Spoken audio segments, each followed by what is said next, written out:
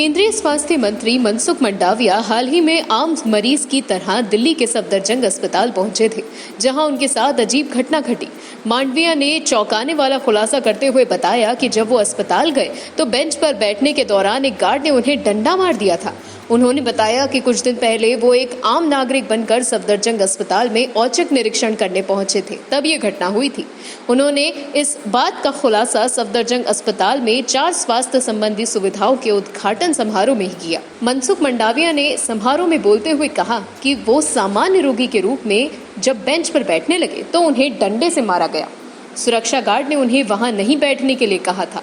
जैसे ही उन्होंने इस घटना के बारे में जानकारी दी, वहां मौजूद लोग हैरान रह गए।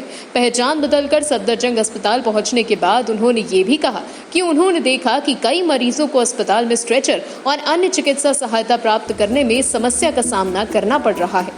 इस दौरान उन्होंने एक 75 वर्षीय महिला का उदाहरण दिया, जो अपने बेटे के लिए एक स्ट्रेचर लाने के लिए गार्ड से गुहार लगा रही थी, लेकिन उसे एक भी नहीं मिला।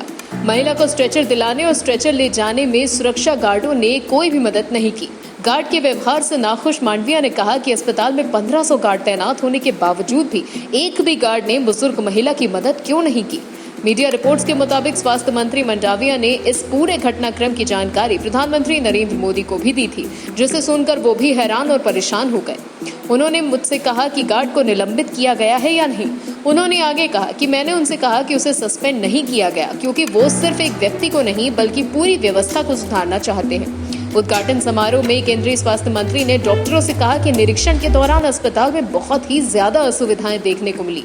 उन्होंने अस्पताल प्रशासन से मरीजों को दी जाने वाली सुविधाओं में सुधार कर और अस्पताल की अव्यवस्थाओं को दूर करके इस देश का मॉडल अस्पताल बनाने के निर्देश दिए।